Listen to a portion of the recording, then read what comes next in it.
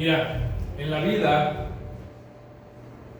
y yo creo que esto es parte de nuestra vida, solemos asumir,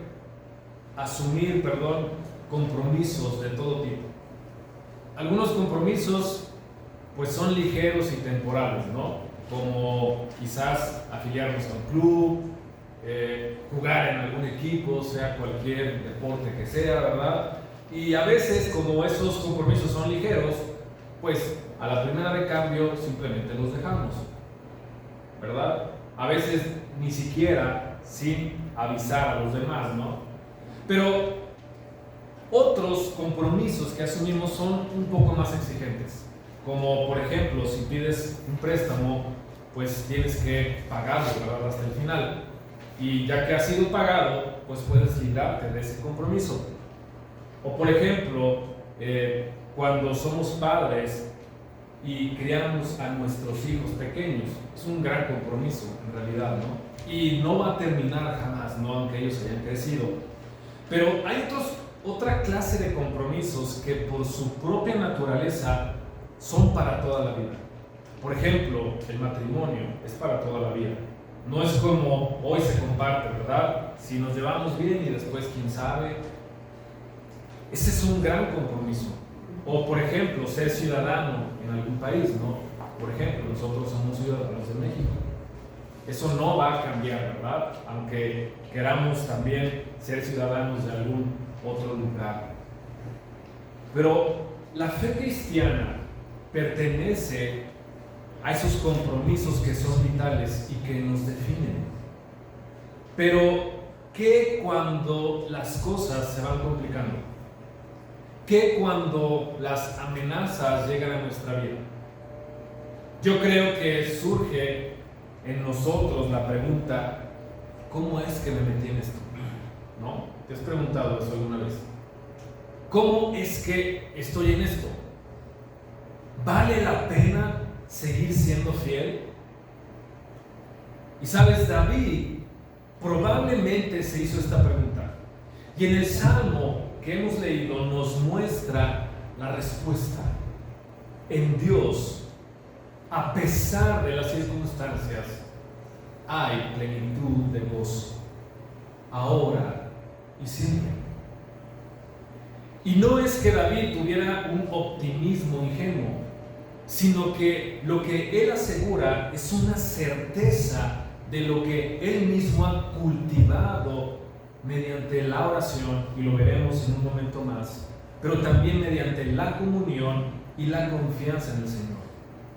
Lo que vamos a encontrar en este salmo es lo que el mismo autor se está recordando así, que eligió voluntariamente permanecer en su compromiso con el Señor, que él de manera voluntaria quiere seguir siendo leal al Señor, porque en ese tiempo, sabes, y vamos a descubrirlo, le estaba costando mucho. Ahora, ¿cómo se aplica este mensaje a nosotros en nuestros días? Y eso es lo que vamos a descubrir.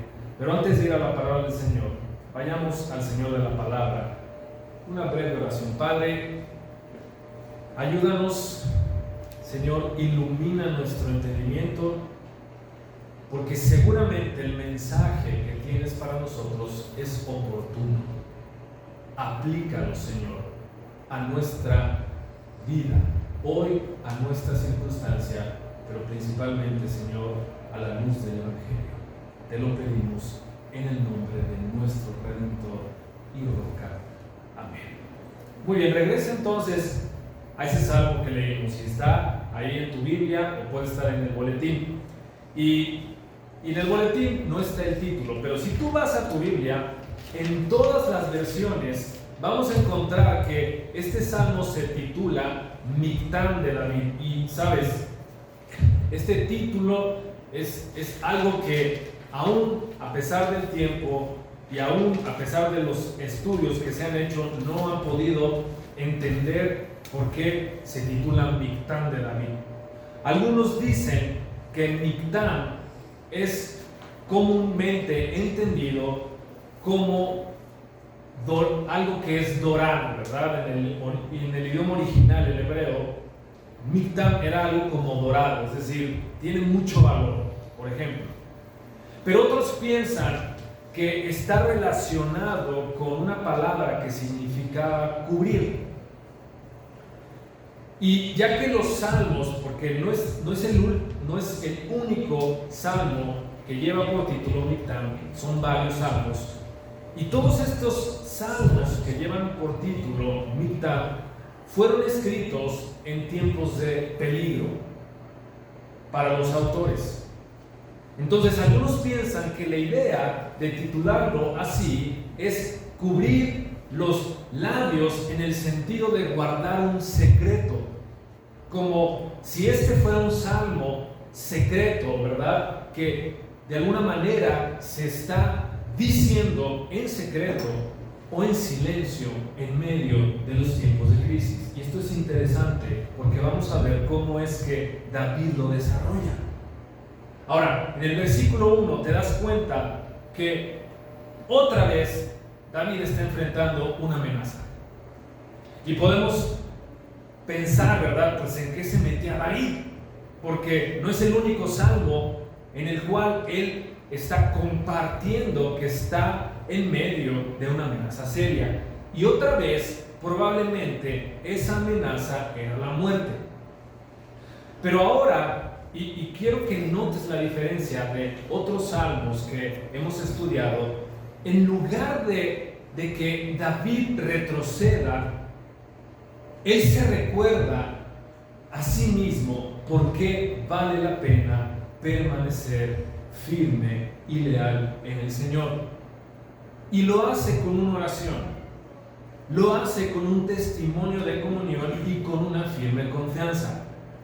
El centro de todo esto es una verdad: en Dios siempre habrá plenitud de gozo, ahora y siempre. Y David comienza entonces, y este es el primer punto que quiero compartir con ustedes, con una oración de preservación. Una oración por preservación. Versículo 1. Aquí abre con un clamor directo: protégeme, oh Dios, pues en ti me refugio. Ahora, no se trata de que David simplemente estuviera pidiendo ayuda del Señor, sino que cuando dice esto, está transfiriéndole la responsabilidad de su vida a Dios, literalmente.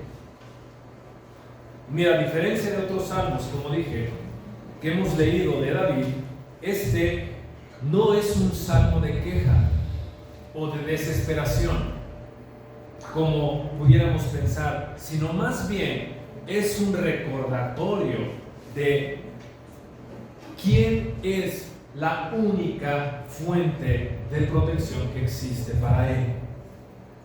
Y el autor entonces comparte esa oración al Señor en busca de ayuda.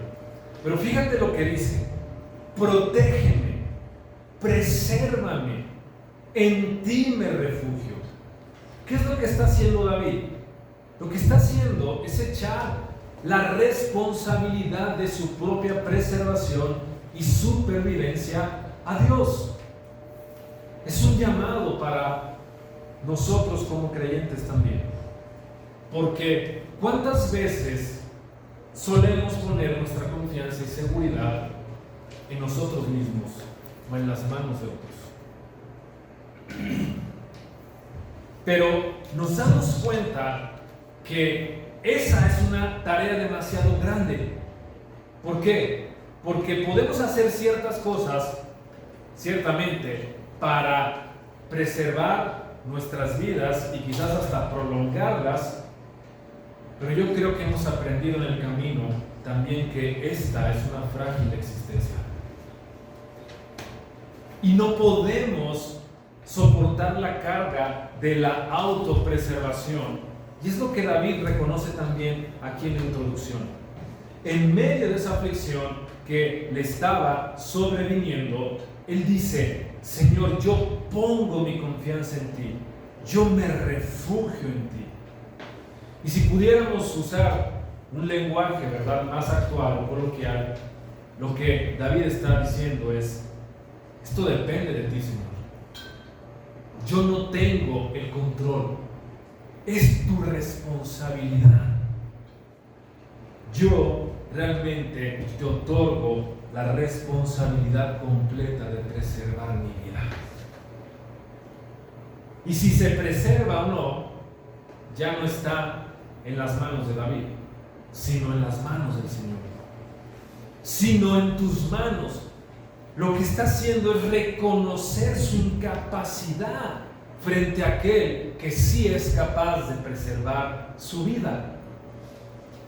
Ahora, de la oración, David pasa a reflexionar en aquello que sostiene su confianza: su comunión con Dios y con el pueblo de Dios. Este es el segundo punto y comienza en el versículo número 2.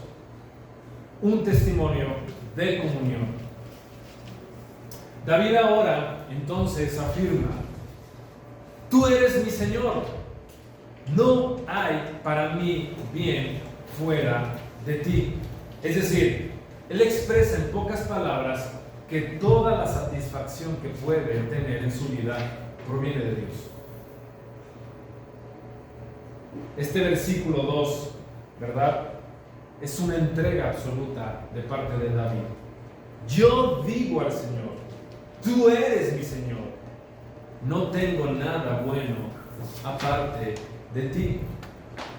Él está reconociendo a Dios, ¿verdad?, como Jehová, como su Adonai, como el maestro, como su dueño, y no simplemente le está dando un título religioso, ¿verdad?, sino que esto es la confesión de alguien que ha comprendido que su vida entera depende de aquel que le creó y que le ama.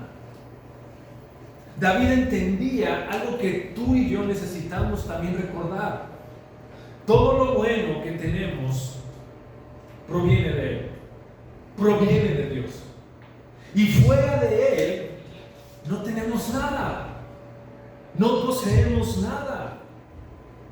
Cuando David, por ejemplo, intentó justificarse a sí mismo, descubrió que no podía. Necesitaba que Dios trajera su justicia a su vida. Cuando él miró las virtudes, ¿verdad?, que poseía, entendió que la bondad era un regalo de parte de Dios. Cuando él evaluó lo mejor de sí, siendo un rey, ¿verdad?, y el capitán de su ejército, vio que separado de la relación del Señor no tenía un valor, no tenía un valor eterno. Y en el versículo 3, él da un paso más adelante. No solamente reconoce, ¿verdad?, al Señor, sino que dice: en cuanto a los santos que hay en la tierra, ellos son los excelentes, en quien está toda mi delicia. David nos muestra que quien ama a Dios también ama a su pueblo. Y podemos encontrar algunos otros pasajes en el Nuevo Testamento que hablan acerca de esto, ¿verdad? Quien dice que ama a Dios pero no ama a su prójimo, pues no le conoce. Estoy parafraseando, ¿no? Y David entendía que amar a Dios implicaba también entonces amar al pueblo. Y no porque el pueblo fuera perfecto, porque David conocía las fallas del pueblo, todas las vergüenzas que le habían hecho pasar a este Dios, pero entendía que este era el pueblo elegido por Dios. Y sabes, aquí hay un desafío para la iglesia el día de hoy, porque vivimos en tiempos donde es fácil amar a Dios, o por lo menos decir amar a Dios, pero no amar a quienes Dios ha elegido. Es muy fácil ahora criticar, desconfiar y hasta despreciar, ¿verdad?, a la iglesia o a los que están en la iglesia. Ahora, si tenemos el corazón de David, encontraremos entonces en el pueblo de Dios razones para gozarnos también, a pesar de las debilidades, porque entendemos que son aquellos por quienes Cristo derramó su sangre. Ahora, David continúa y en el versículo 4 cambia el tono, porque después de expresar su deleite, ¿verdad?, en los santos, ahora declara su disgusto por quienes persiguen a otros dioses o siguen a otros dioses más bien. Él dice que los dolores de ellos se multiplican, incluso rehúsa pronunciar sus nombres. Es como si él dijera: yo no quiero tener nada que ver con ellos, porque no hay vida ni hay gozo verdadero cuando el corazón está dividido. Y esta también es una advertencia para la iglesia de hoy. Nuestra adoración no puede estar mezclada. Nuestra devoción no puede ser compartida. Si Dios es nuestro todo y es lo que decimos que es, entonces no hay espacio para otros señores en nuestra vida. No debería de haberlo. Y si David llegara a preguntarse: bueno, ¿y qué tal si confío en otros dioses? Pues sabes, él conocía la respuesta de lo que iba a suceder. Solo tenía que observar la vida de quienes depositaban la confianza en esos dioses. Y David dice que no les iban bien. Sus vidas no eran buenas. Y este punto es interesante, porque en otros salmos encontramos autores que al mirar la vida de los malvados reconocen que esas vidas son prósperas, y a veces incluso ellos están tratando de tener una vida como ellos, o por lo menos diciéndole a Dios: ¿por qué ellos sí prosperan y yo no? ¿Por qué sus vidas son mejores que las mías? Pero aquí David lleva el pensamiento más lejos, fíjate. Él afirma que aunque a veces las vidas de aquellos que ponen su confianza en otros dioses parecen ser excelentes por un tiempo, la realidad es que sus penas se multiplican. Y con esta convicción, entonces aplica esa verdad a su vida. Eso no es lo que yo quiero para mí. No quiero vivir el tipo de vida que tienen ellos. Interesante, ¿verdad? Pero este es un ejercicio útil para todos nosotros también. En los tiempos difíciles, en los tiempos en los que es complicado, ¿verdad?, ser fiel, y que llegamos a preguntar: ¿vale la pena mantener esa devoción exclusiva al Señor? ¿A dónde recurrimos? ¿A quién recurrimos? Y podemos dudar, ¿verdad?, si este es el camino que deberíamos de seguir. Y en esos momentos, cuando debemos hacer lo que David hizo, mirar alrededor y decir con firmeza: sí, este es el camino que quiero, porque todo lo demás que el mundo me ofrece, que los otros dioses, señores me ofrecen, termina siendo un multiplicador de penas para mí. No hay otro camino que quiero seguir. Y David lo está compartiendo con convicción. Ahora, al final de este versículo 4, él profundiza y dice esto: yo no derramaré. Esta es una convicción. Yo no voy a derramar sus libaciones de sangre, ni pronunciaré sus nombres en mis labios. Otra vez está diciendo: yo no tengo otro Señor más que mi Señor. De manera enfática está diciendo: mi lealtad solamente es para mi Dios. Mi devoción solo es para mi Señor, no para otros señores. Yo me niego a adorarlos. Yo me niego a entregarme a ellos. Y aquí hay una idea muy simple que tenemos que reflexionar tú y yo, pero es muy profunda a la vez. Si estamos dedicados al Señor, no podemos tener otras devociones que compitan con la lealtad hacia nuestro Dios. David lo expresa de esta manera: no lo voy a hacer, no me voy a dedicar a ellos, no los voy a adorar, no les voy a dar ofrendas, no voy ni siquiera a pronunciar sus nombres, porque no quiero tener nada que ver con ellos. Mira, esta es una advertencia que se repite tanto en el Antiguo como en el Nuevo Testamento. Se debe evitar la idolatría.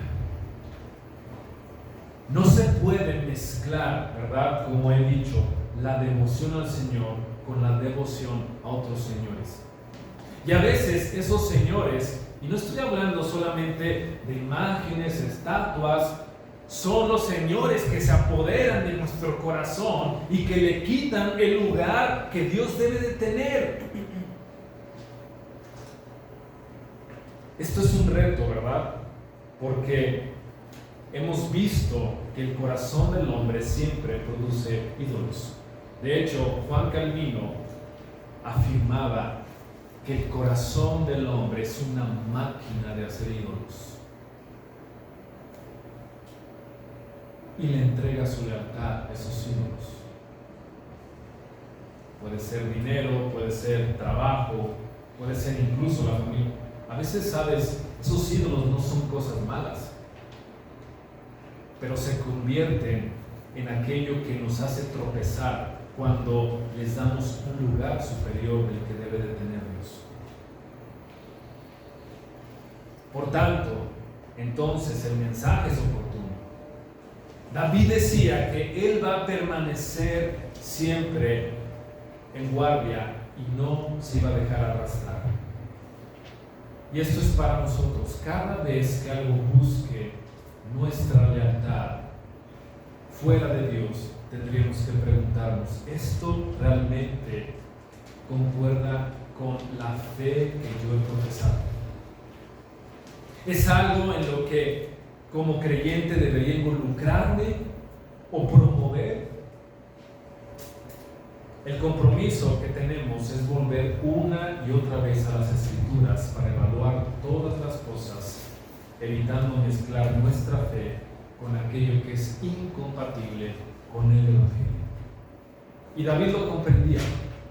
David comprendía que quienes servían a otros dioses iban a acumular muchos dolores en la vida. Él lo dice. Él sabía que seguir al Dios verdadero no era un camino libre de problemas. Ciertamente, él enfrentó muchos, pero también sabía que la vida vivida para otros dioses sería mucho más amarga. Y esta es la misma convicción que Pedro expresó en Juan capítulo 6, cuando él dice: Señor, ¿a quién iremos? Versículos 66 al 69, ¿verdad? Tú tienes palabras de vida eterna. ¿A quién podemos ir sino a ti? Solo a ti. Así que hoy la idolatría no se presenta solamente en formas, ¿verdad?, que son visibles. Puede manifestarse en un montón de cosas: sistemas de pensamiento, estilos de vida, incluso ideales políticos, deseos personales, que siempre van a estar compitiendo con nuestra lealtad a Cristo. Y el llamado aquí es claro: rechazar todo lo que intente quitarle ese trono al Señor de nuestros corazones. Ahora, luego de afirmar su lealtad exclusiva a Dios, David pasa a la base de su seguridad, de su confianza total en la provisión, en el consejo y en la protección del Señor. Ahora David va a compartir su testimonio de confianza. Un testimonio de confianza que de hecho está basado en el pasado, presente y en el futuro. Y entonces, tras haber declarado que no había nada que hallar en esos dioses, David explica el bien que recibía de parte del Señor y lo describe como su porción y como su copa.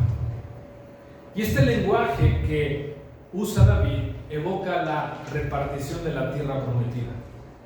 Pero aquí la herencia no es una tierra física, sino es el mismo Dios, su consejo y su presencia. Ahora recordemos algo. David era el hijo menor de una familia numerosa, tenía muchos hermanos. Así que él no podía esperar recibir una herencia material de parte de su familia. Sin embargo, él encontró gozo y consuelo en saber que Dios era su herencia verdadera y comprendía que esa posesión era sumamente preciosa. Él mismo dice: las cuerdas que marcaban mi heredad cayeron en lugares deleitosos. En la mente de David está evocando la promesa que Dios le hizo a los sacerdotes en los tiempos de Moisés, cuando declaró, por ejemplo, en Números capítulo 18: yo soy tu parte y tu heredad. Esta fue una promesa que el Señor le hizo a los sacerdotes. Recuerdas que a cada tribu le dio cierto terreno, ¿verdad?, para que pudieran, pero a los sacerdotes les dijo: ustedes no van a tener una posesión terrenal, porque yo soy su posesión. David está evocando esa promesa. Él entendió entonces que esa promesa no era exclusiva para los sacerdotes, sino que se extendía a todos aquellos que confían en Dios. Entonces pueden comprender que Él es su herencia. Esta realidad sigue vigente, ¿verdad?, en nuestros días.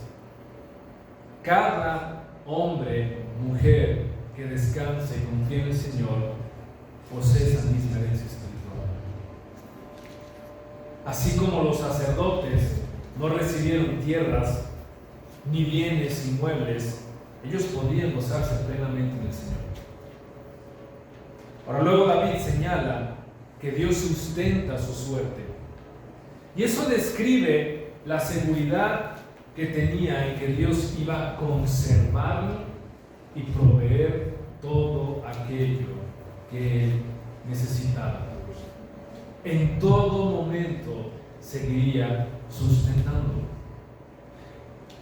Y esta actitud no fue fácil para David, porque en medio de un tiempo de dificultad, él incluso se quejó frente a Saúl. En 1 Samuel 26, él dijo: me han arrojado hoy para que no tenga parte en la heredad de David, diciendo: ve y sirve a dioses ajenos. Pero en este salmo, David ha llegado a otra conclusión, a una que es firme: que el Señor es su herencia, a pesar de lo que hay a su alrededor, a pesar de que no tuviera ningún bien, y que Dios iba a sustentar su suerte. Así que sus palabras, como te das cuenta, reflejan un profundo contentamiento que él podía experimentar en su vida. Contentamiento. Eso es algo que necesitamos también nosotros, ¿verdad?, desarrollar en nuestras vidas.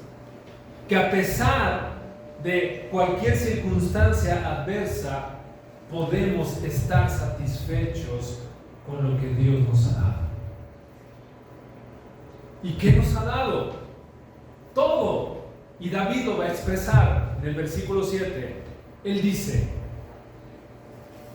yo voy a bendecir a mi Dios, bendeciré a Jehová que me aconseja.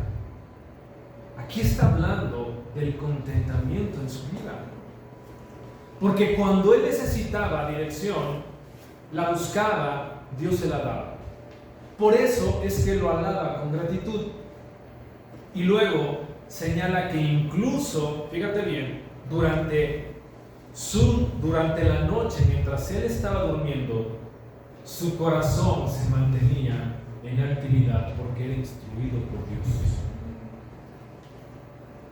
Interesante. ¿Te has puesto a pensar que cuando tú vas a dormirte, el Señor sigue instruyendo tu corazón? En el versículo 8 él reflexiona acerca del Señor diciendo: yo he puesto al Señor.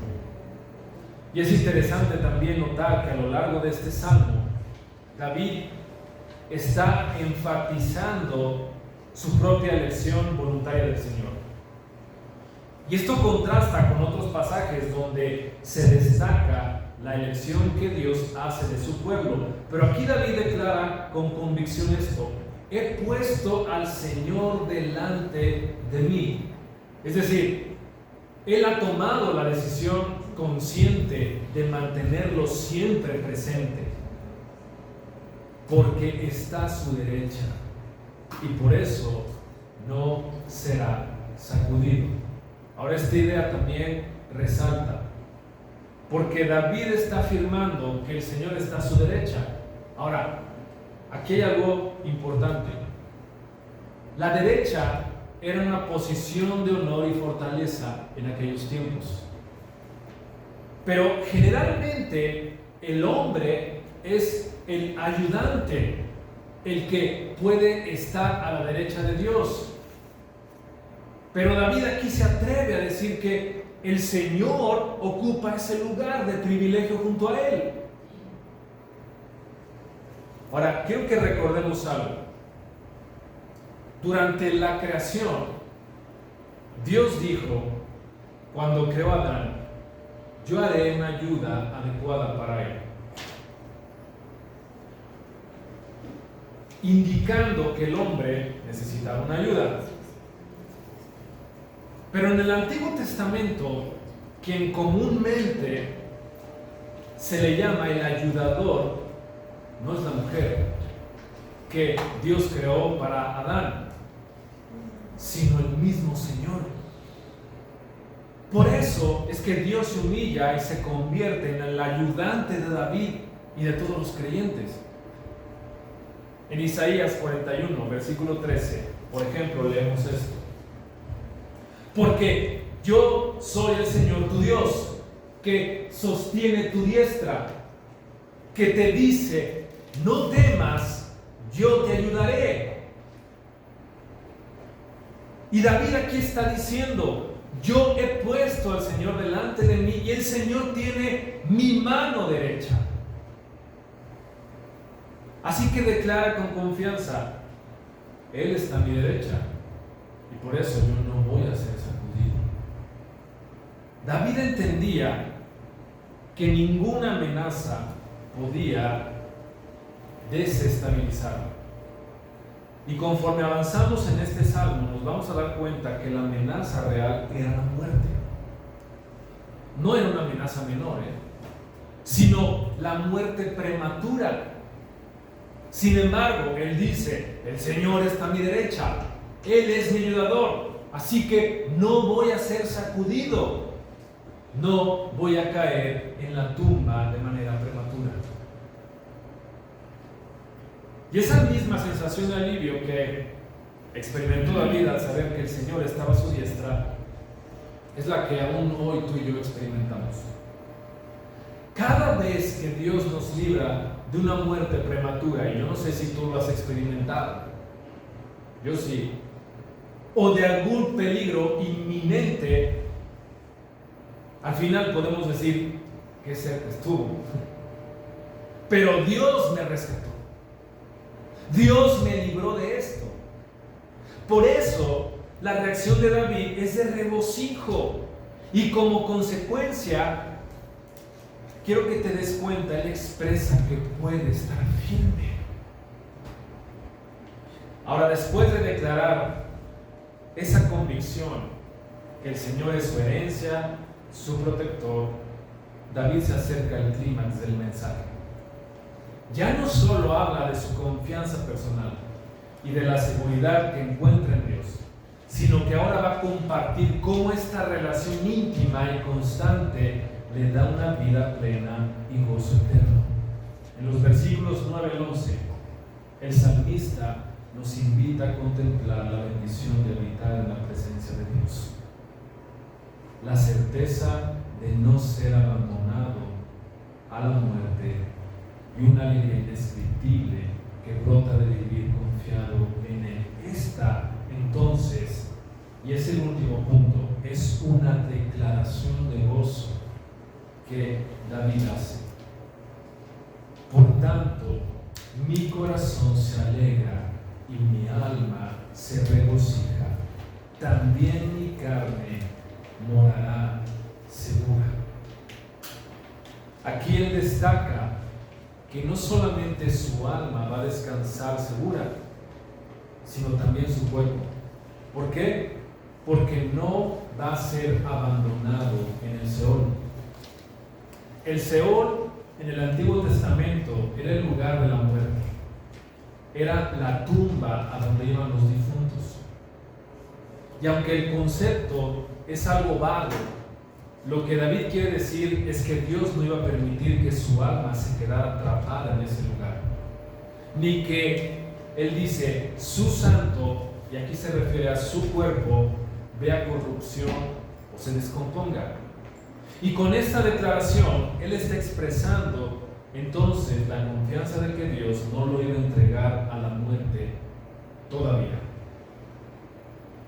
Por eso su alma se regocija, porque tendré la oportunidad de seguir viviendo para Dios y disfrutando de la presencia de Dios ahí y en ese tiempo.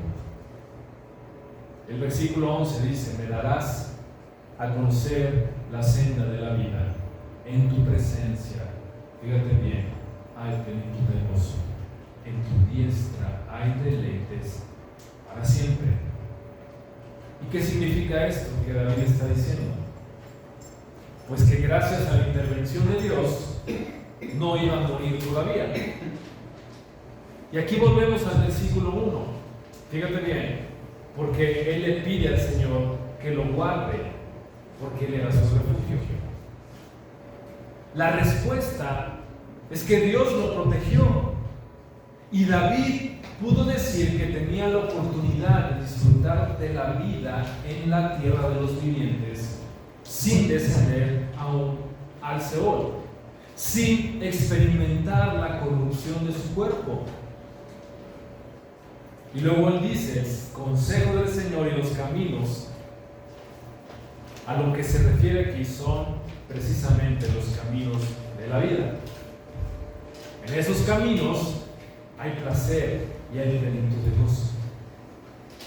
Observa que en el versículo 8 él dijo, el Señor está a mi derecha, pero ahora en él dice, a tu diestra hay placeres para siempre.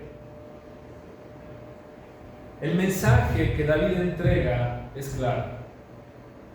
El Señor está a nuestra derecha para ser nuestro ayudador. Y nosotros estamos a la derecha del Señor porque desde su diestra Él provee los placeres eternos a los suyos. Él es nuestro ayudador. Él nos sostiene y a la vez nos da riquezas y deleites. Ahora, como hemos visto en muchos salmos, los salmos tienden a ir más allá de su contexto inmediato. Contienen, ¿verdad?, algunos elementos que superan la situación histórica original. Y es el caso de este salmo. Celebrar la liberación de la amenaza de muerte es algo poderoso. Pero sabemos que para David fue algo temporal. Pero también sabemos que para nosotros es temporal. Versículo 11 dice, no entregarás mi alma al sepulcro, ni permitirás que tu santo vea corrupción. Ahora, esta afirmación no es absoluta, no la fue para David, sino que apunta a una realidad temporal. Pero el versículo 11 nos lleva más allá. Pues los placeres que disfrutamos como creyentes no solo se limitan a esta vida, parecen señalar una plenitud eterna. La frase con la que David concluye, a tu diestra hay deleites para siempre, nos da una pista. Este mensaje es más grande que el contexto que el mismo David estaba viviendo. Él está contemplando un rescate definitivo de la muerte, un gozo eterno en la presencia de Dios, más allá de la vida terrenal. Mira, históricamente, y estamos en esta serie, ¿verdad?, que es de salmos mesiánicos. Históricamente este salmo no se considera mesiánico. No estaba asociado con el Mesías de manera explícita, como otros salmos que hemos estudiado y que sí fueron reconocidos por el pueblo judío antes del cristianismo. Sin embargo, cuando Pedro predicó en Pentecostés y luego Pablo lo hizo en otro lugar, ellos se dieron cuenta de algo importante. Ellos reconocieron que este salmo superaba su contexto original, que no encajaba totalmente en la experiencia que David estaba viviendo, sino que parecía referirse a alguien más, a una realidad aún mayor. Y lo leemos en el capítulo 2 del libro de los Hechos, versículo 23 al 32, va a aparecer en la pantalla. Escucha, este es cuando Pedro está predicando en Pentecostés, ¿ok? Este fue entregado, ¿a quién se refiere? A Jesucristo, por el plan determinado y previo conocimiento de Dios, y ustedes lo clavaron en una cruz por manos de impíos y lo mataron, pero Dios lo resucitó, poniendo fin a la agonía de la muerte, puesto que no era posible que él quedara bajo el dominio de ella. 25, porque David dice de él, veía siempre al Señor en mi presencia, pues está a mi diestra para que yo no sea sacudido. ¿Te das cuenta? Por lo cual mi corazón se alegró y mi lengua se regocijó, y aún hasta mi carne descansará en esperanza. Está citando este salmo con referencia a Jesucristo. Pues tú no abandonarás mi alma en el Hades, ni permitirás que tu santo vea corrupción. Me has hecho conocer los caminos de la vida, me llenarás de gozo con tu presencia. Y en el 29, Pedro es enfático y les dice, hermanos, del patriarca David les puedo decir con franqueza que murió y fue sepultado, y su sepulcro está entre nosotros hasta el día de hoy. Pero siendo profeta y sabiendo que Dios le había jurado sentar a uno de sus descendientes en su trono, miró hacia el futuro y habló de la resurrección de Cristo, que ni fue abandonado en el Hades, ni su carne sufrió corrupción. A este Jesús resucitó Dios, de lo cual todos nosotros somos testigos. ¿Te das cuenta de lo que hizo Pedro? Reconoce que el Salmo 16 no se ajustaba a David, porque lo que finalmente sucedió con David es que él murió y experimentó la corrupción. Pero, ¿qué hay del descendiente mayor de David? Aquí está el vínculo. David no solo hablaba de sí mismo y de sus circunstancias en ese momento, él hablaba proféticamente sobre su descendiente, alguien mucho mayor que él. Y Pablo hace lo mismo en su discurso en Siria, Hechos capítulo 13. Escucha, y en cuanto a que lo resucitó de entre los muertos para nunca más volver a corrupción, Dios ha hablado de esta manera: les daré las misericordias santas y fieles prometidas a David. Por tanto, dice también en otro salmo: no permitirás que tu santo vea corrupción. Porque David, después de haber servido el propósito de Dios en su propia generación, durmió y fue sepultado con sus padres y vio corrupción. Pero aquel a quien Dios resucitó no vio corrupción. Por tanto, hermanos, sepan que por medio de él les es anunciado el perdón de los pecados, y que de todas las cosas de que no pudieron ser justificados por la ley de Moisés, por medio de él, todo aquel que cree es justificado. Una vez más, Pablo ahora parece indicar que el Salmo superó sus límites y se aplica a Jesucristo. Él es el que no fue abandonado en el sepulcro. Él es quien no vio corrupción. ¿Cuál es entonces el vínculo entre David y el hijo de David, Jesús? Un par de contrastes rápidamente. Primero, David sí fue rescatado de una muerte prematura, pero Jesús, el Santo, no lo fue. Él experimentó una muerte prematura.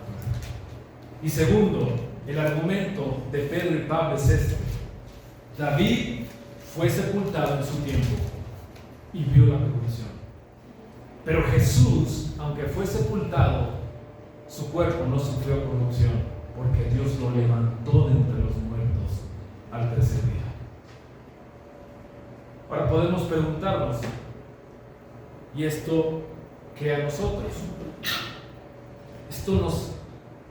¿Esto de alguna manera nos sirve conocerlo? Claro, porque aquí está hablando del perdón de pecados. Ese es el resultado, la vida eterna para todos aquellos que estamos unidos a Cristo. Él es quien fue resucitado de entre los muertos. Cristo venció, no sufrió corrupción. ¿Y qué para nosotros? ¿Qué para aquellos que estamos unidos a Él? ¿Cuál es el resultado entonces?